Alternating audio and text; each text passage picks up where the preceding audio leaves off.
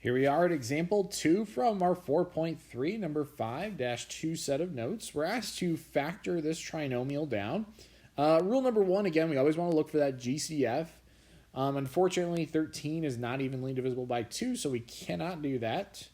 And unfortunately, there's just no other GCF. They're not divisible by 3, so unfortunately, you don't have one here.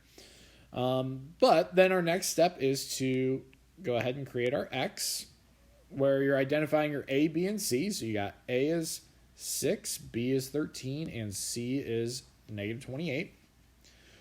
For the top, we go ahead and multiply A times C. So 6 times 28. Don't worry about that negative in front. Okay, just do the number 28. And when you take 6 times 28, you end up with 168. Okay, so then we're going to go ahead and create our list for that 168. And our B value obviously is still 13 in this.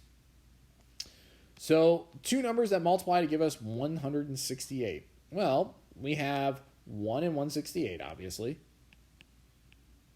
We have 2 and 84. We have 3 and 56. We have 4 and 42.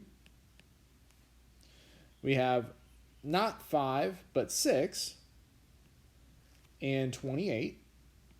We literally multiplied those two together, right? You have 7 and 24.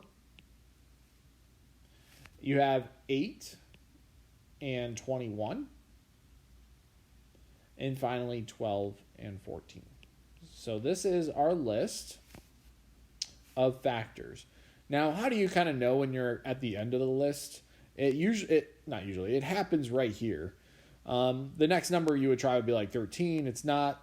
Then the next number would be 14. Oh, and then these guys are just flip-flopping. So that's how you kind of know, hey, I've reached the extent of my list. Okay. Now, with our list, we have to create which pair combining to give us that B value that we want, 13 in the middle. Well, looking at those, it looks like 8 and 21 accomplish that. So we're going to go ahead and use those. That combines to give us 13 that we want. So we have 8 and 21. Those go in the other parts of our X. And again, I'm just going to go ahead and copy down our 6a squared plus 13a minus 28, just so you can kind of see that breakdown. Now we've got our 8a and our 21a coming from those values from the X. And when we break down 13a, we have to think to ourselves, how do we get that positive 13a? Well, the bigger number needs to be positive there. So you have positive 21a. But then the 8 needs to be negative to get us that 13. The 6a squared, we're going to go ahead and just drop down. And likewise with the negative 28.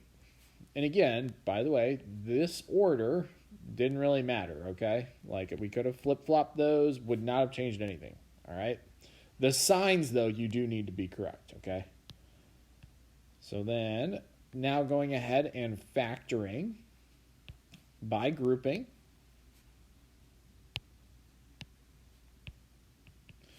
We notice from our first pair that we can go ahead and pull out a 2a, okay? That's about as big as we can get from pulling those out. So you have 2a times 3a minus 4.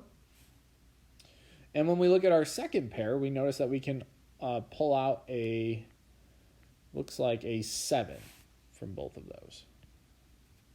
So we have a normal 7, and then we're left with 3a minus 4. Now that they both share that common factor of the 3a, we would pull that out, 3a minus 4. And then we're left with the leftover things. So your 2a and your positive 7. So that would be our factored version. Again, though, that is example 2 from our 4.3, number 5, second set of notes.